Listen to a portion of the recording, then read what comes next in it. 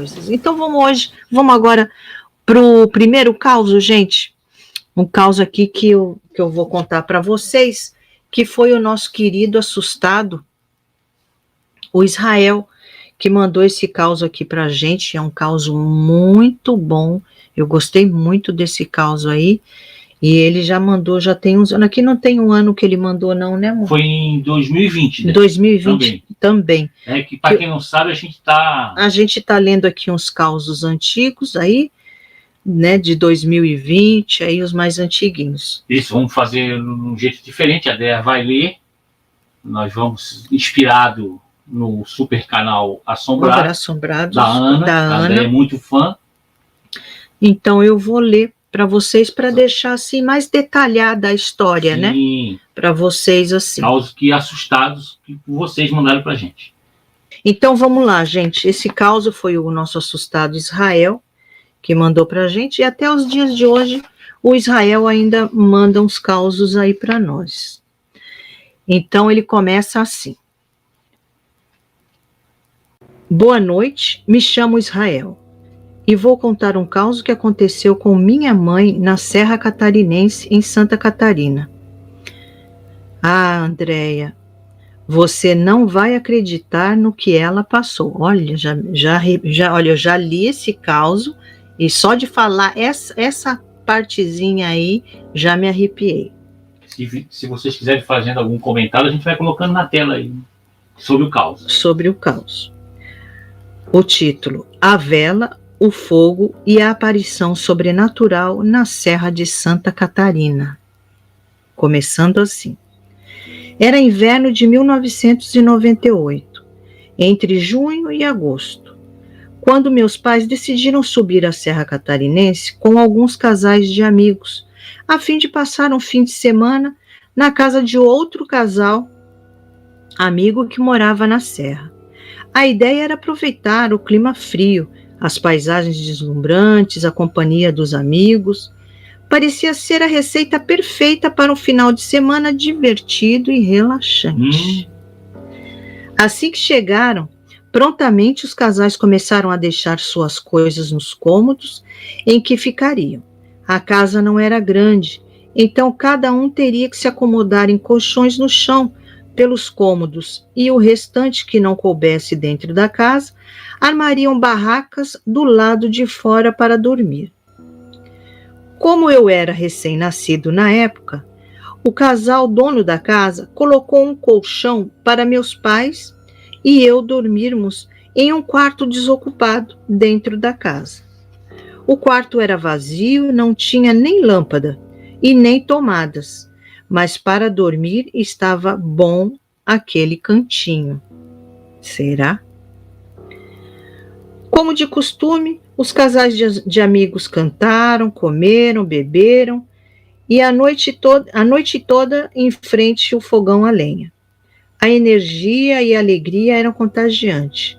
O calor humano preenchia cada canto da casa. Por volta de uma certa hora da noite, todos se puseram a dormir, inclusive meus pais. Eles deitaram no colchão que a dona da casa pôs no quarto desocupado para eles, e me colocaram a dormir no meio deles, entre a segurança dos seus braços. Por não ter lâmpada nem iluminação dentro daquele quarto, a dona da casa foi até lá trazendo algo na mão e falou para minha mãe assim: Luciana, aqui tem um pires com uma vela e uma caixa de fósforo, caso precise de iluminação. Acende a vela aí. Minha mãe concordou e agradeceu, achando aquilo muito gentil da parte da dona da casa. Ela pegou o pires com a vela e os fósforos, observando o alho que também estava sobre ele. Achou estranho, mas não deu muita importância naquele momento. Pensou que talvez fosse algum costume do local ou superstição da dona da casa. Logo que a mulher saiu do quarto, minha mãe colocou o pires em uma mesinha ao lado do colchão e acendeu a vela, pois estava muito escuro naquele quarto desocupado. Assim que a minha mãe acendeu a vela, ela começou a ouvir a dona da casa gritando assim: Luciana, não acende! Apaga essa vela! O grito ecoava como se a mulher estivesse longe. E no fim do corredor, assustada, minha mãe tentou apagar a vela, mas ela não apagava de jeito nenhum. Jesus! De repente, uma roda de fogo se levantou ao redor do colchão, onde estávamos eu, minha mãe e meu pai. As chamas dançavam em espirais intensas, lançando sombras sinistras pelas paredes do quarto. O calor se tornou sufocante e minha mãe sentia o medo de se apossar daquela quando tentava desesperadamente apagar a vela, mas suas mãos tremiam e o fogo se recusava, a apagar.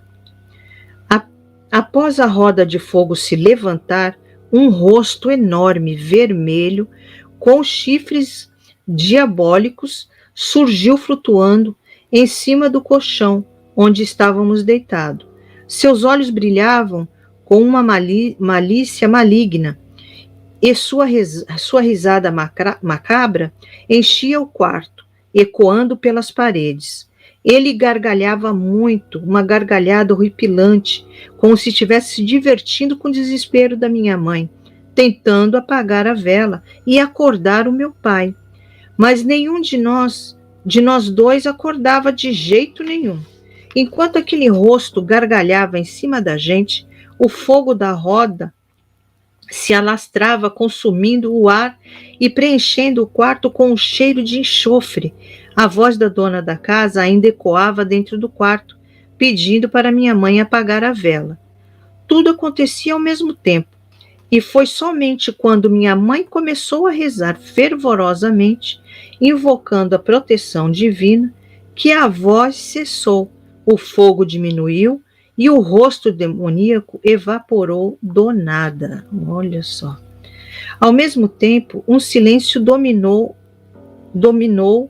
o lugar. Ninguém da casa acordou com o que aconteceu, apenas a minha mãe viu. Após tudo isso, ela virou-se e dormiu, exausta pela experiência aterrorizante. No dia seguinte, quando minha mãe sentou-se à mesa para tomar café da manhã, ninguém tocou no assunto, ninguém reclamou de ter ouvido qualquer barulho, a voz ou risada durante a noite. A dona da casa apenas perguntou se tínhamos dormido bem lá. A minha mãe confirmou, deixando a história para si mesma. Ela não queria ofender a dona da casa, contando o que tinha visto naquela noite, pois poderia parecer que ela estava chamando a casa dela de mal assombrada. Essa é a história arrepiante que minha mãe viveu na Serra Catarinense, uma experiência assustadora e sobrenatural que ela guarda consigo até hoje, relembrando com arrepios e sensação de medo e aparição demoníaca. Muito obrigado por compartilhar essa história aterrorizante. Israel, obrigado, Israel. Estou aqui relembrando o caos aqui. Israel sempre mandava umas histórias boas. Espero que ele esteja com a gente ainda, né? Não, há pouco tempo ele mandou uma. Ele mandou um, sim, que ele encontrou um rapaz no elevador do prédio dele. Sim, foi isso mesmo. Gente, que esse caos aí é, bem assustador. Imagina a mãe dele, o medo que a mãe dele não ficou, porque só ela estava vendo ali, e de certo ela passou pela cabeça dela que aquele demônio ali, para mim é o demônio. Para mim é o lá de baixo mesmo, sabe? Não acho que é uma assombração, não sei por que ele veio ali. E de certo desespero ali da mãe do Israel era que aquele demônio se apossasse ali do bebezinho de pouco, recém-nascido de pouco tempo. Então a mãe dele ficou de certo muito apavorada ali. Graças a Deus que ela desistiu ali de apagar a vela, porque enquanto ela estava ali tentando apagar a vela e não conseguia, ela nem lembrava de rezar. Ainda bem que veio na cabeça dela que ela tinha que rezar, e ela rezou, e foi aonde ela conseguiu se livrar ali daquele demônio, fazer com que aquele demônio fosse embora, e aquelas labaredas de fogo, aquela roda de fogo também fosse embora também. Gente, que história, né? E ela não contou nada para a dona da casa. Talvez eu contaria. Mas, né, sei lá, será que alguma coisa ali os donos daquela casa faziam ali, fizeram, ou antigos donos também, né? A gente não sabe, de repente a casa tem uma história aí, de certo, antes desses amigos morarem ali naquela casa. Muito, muito legal esse caso, né, gente? Eu achei assim bem apavorante o desespero ali da mãe do Israel. Vamos lá? Vamos. Luciana.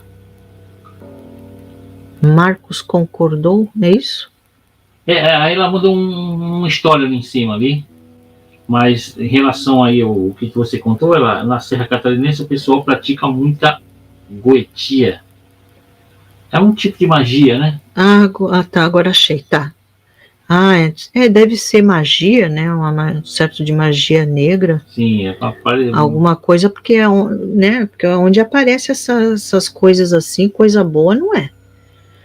O que foi praticado ali naquela casa não é coisa boa.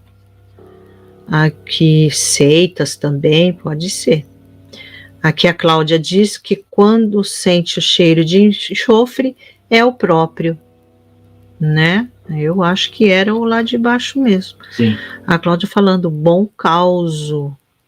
A Vera, que causo fantástico, também no lugar da mãe dele, não falaria nada para ninguém. E talvez eu falaria sei lá, de repente a mulher podia falar alguma coisa, o que foi aquela casa, o que aconteceu naquele quarto, sei lá, de repente, né?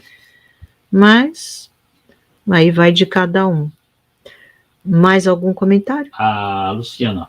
Goetia, a invocação dos daimons que o rei Salomão invocava antes de se converter. É uma coisa bem antiga, né? Bem lá para trás. A Júlia está falando oi, Thelma. Aqui, agora aparecendo. Oi, aqui a Júlia cumprimentando a Thelminha. A Vera. Poderiam até acharem que estaria inventando. Com certeza. De repente, né? O medo da gente é esse, né? De falar na boa fé, até para alertar ali os donos da casa e eles levarem para o lado errado. A Thelminha, minha vizinha, contou uma história de uma fazendeira que vendeu a alma para coisa ruim. Quando chegou o tempo, ela explodiu. O marido e os vizinhos botaram um pouco, tiveram que botar um pedaço de pé de banana, é isso? Pé de banana? Uma coisa para a cidade não ficar chocada. Nossa. Diz que, né? E pior que tem muita gente que faz isso ainda nos dias de hoje, gente. Pela ganância, sabe, querer ter, né, dinheiro, ter coisa, ainda fazem isso ainda até os dias de hoje.